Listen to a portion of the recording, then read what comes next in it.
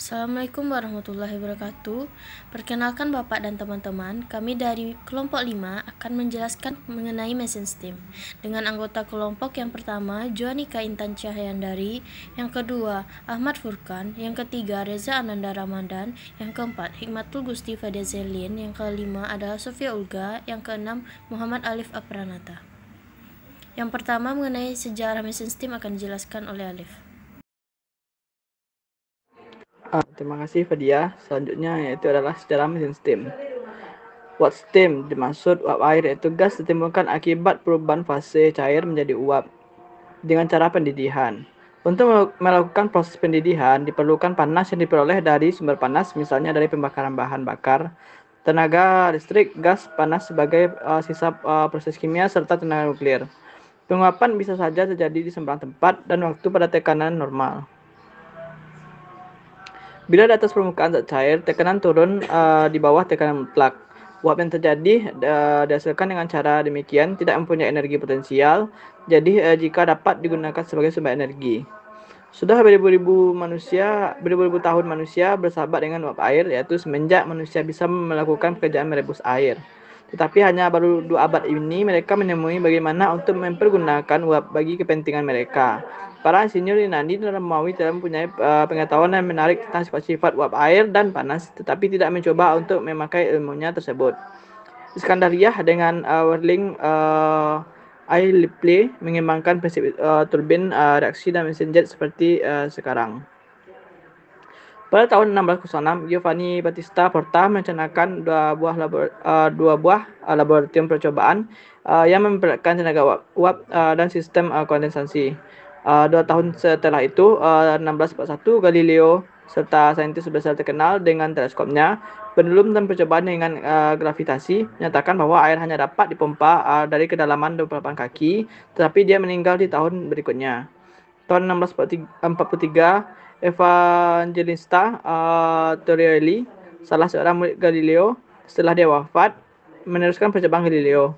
Dia menemukan bahwa tekanan atmosfer dapat menahan kolam air setinggi 32 kaki bila di atas permukaan air tersebut keadaan vakum.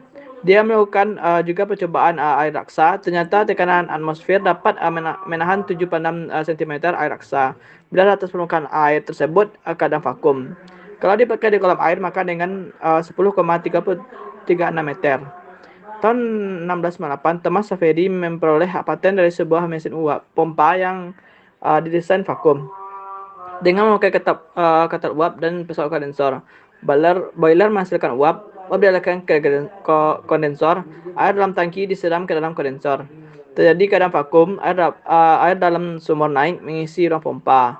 Bila tekanan dalam kondensor naik dengan mengalirkan uap pada boiler, maka air naik ke pipa transportasi dengan memakai safety valve. Air tidak bisa kembali. Proses ini dapat dilakukan berulang-ulang, maka pekerjaan pemompaan air dapat dilakukan. Tahun 1712, Thomas Newcomen dan John Cayley membuat mesin uap pertama dengan sukses. Uap yang dihasilkan boiler dialirkan ke dalam mesin uap, lalu mengangkat piston mencapai puncak. Bila setelah itu diinjeksikan air ke dalam mesin uap, maka tekanan uap menjadi turun. Maka piston tertarik ke bawah. Sistem ini akan menimbulkan gerak turun naik dari piston. Tenaga mesin uap ini dapat mengemakkan pompa. Tahun 1764, sebuah model mesin Newcomen direparasi oleh James Watt, seorang pembuat instrumen dari Glasgow University. Tahun 1769, James Watt mendapatkan hak paten dari mesin uap ciptanya. Dari James Watt, uap adalah suatu media yang elastik, dapat mengembangkan hingga vakum. James Watt merancang mesin uap dengan silinder tertabung dan sebuah piston 3 pengembang untuk menghisap, dengan sebuah kondensor dan sebuah pompa udara. Banyak rancangan mesin dibuat oleh James. Sudah itu diantaranya mesin tuas putar kerja ganda. Dengan dipergunakannya mesin ini, maka berubahlah gerak vertikal menjadi gerak rotasi. Revolusi industri mulai kira-kira tahun 1750. Ini merupakan tantangan terhadap kebutuhan tenaga penggerak pemakaian uap sebagai motif power.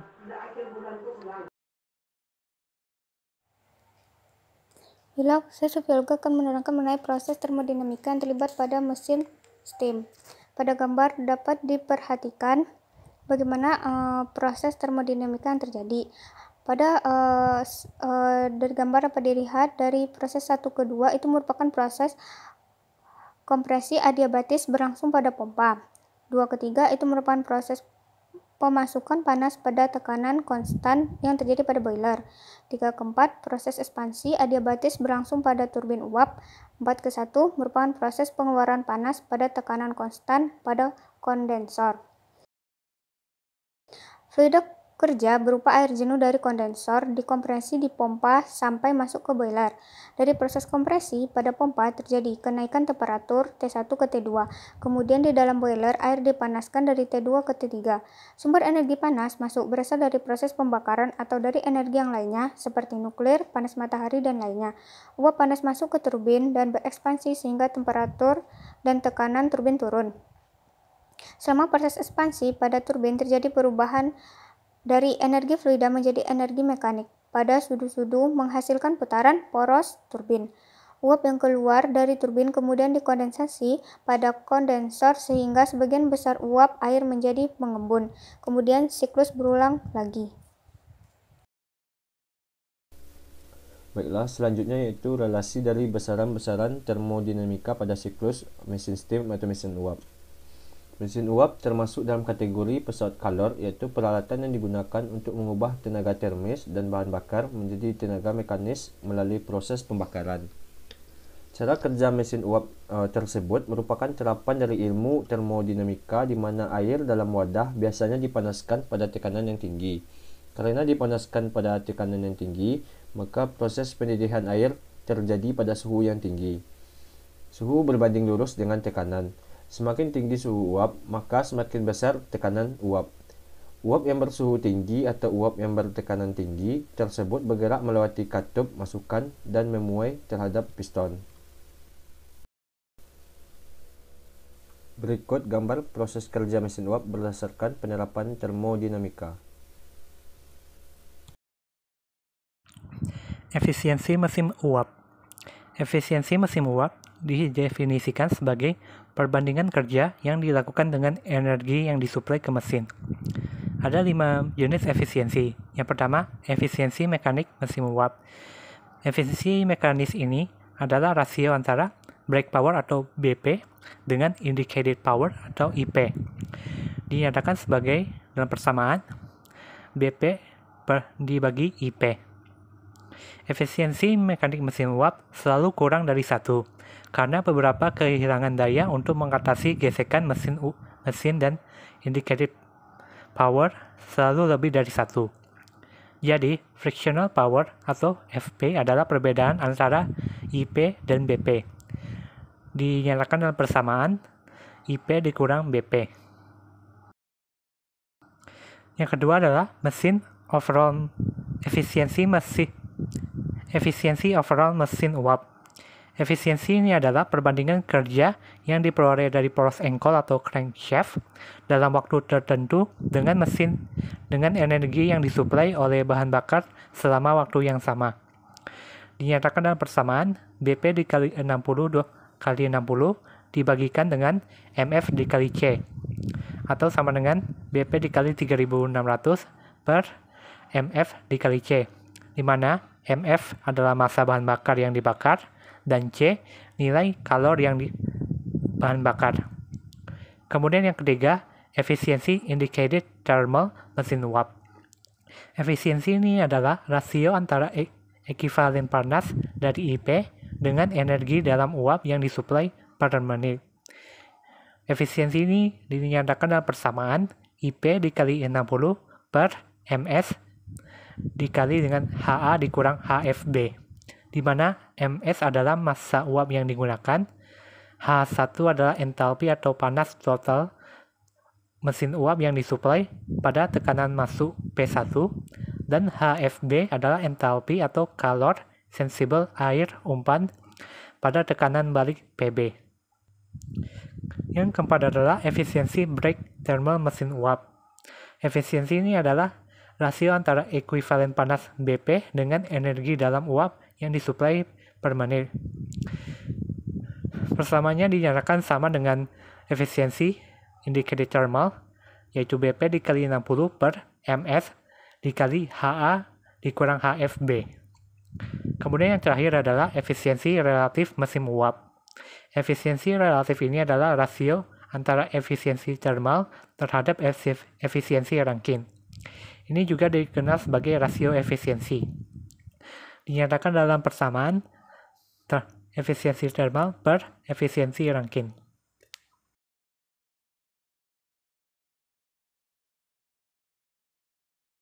Selanjutnya, prospek pengembangan dan penerapan pada mesin steam. Yang pertama yaitu kettle uap atau steam boiler sebagai inovasi teknologi dalam industri tahu. Kettle uap berfungsi untuk menghasilkan uap panas yang digunakan untuk memanaskan bubur kedelai dalam proses pembuatan tahu. Kettle tersebut dirancang dengan menggunakan dasar laju kebutuhan uap untuk proses pemasakan tahu. Laju kebutuhan uap tersebut digunakan untuk menentukan dimensi kettle, lalu kebutuhan tersebut juga untuk menentukan laju kebutuhan bahan bakar dan laju kebutuhan air pada ketel. Kondisi air dalam ketel sangat menentukan pengoperasian dan keefektifan penggunaan ketel, sehingga untuk menjaga kondisi air tersebut dikembangkan perangkat penyuplai air secara otomatis. Untuk meningkatkan efisiensi pembakaran, maka ketel tersebut dilengkapi dengan pipa api. Tekanan kerja ketel menjadi acuan untuk pemilihan bahan konstruksi. Untuk menjamin keamanan selama pengoperasian, maka ketel tersebut juga dilengkapi dengan katup pengaman.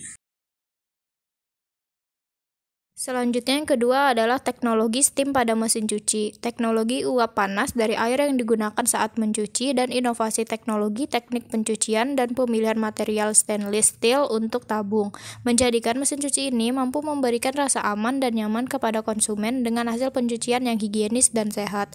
Mesin cuci ini mampu menghasilkan dan mempertahankan temperatur panas pada steam pada suhu 60 derajat Celcius saat pencucian selama 30 menit. Selanjutnya yang ketiga yaitu mesin steam air. Mesin steam air ini merupakan alat semprot air yang bisa dipakai untuk membantu membersihkan kendaraan. Mesin steam biasanya memiliki tekanan tinggi dan ini merupakan untuk membersihkan kotoran yang melekat pada kendaraan agar lebih mudah hilang. Mesin steam ini tak hanya bisa digunakan untuk kendaraan besar maupun kecil, namun juga bisa digunakan untuk membersihkan lumpur atau noda lengket pada karpet dan halaman rumah dan lain-lainnya. Baik, terima kasih kepada Joan.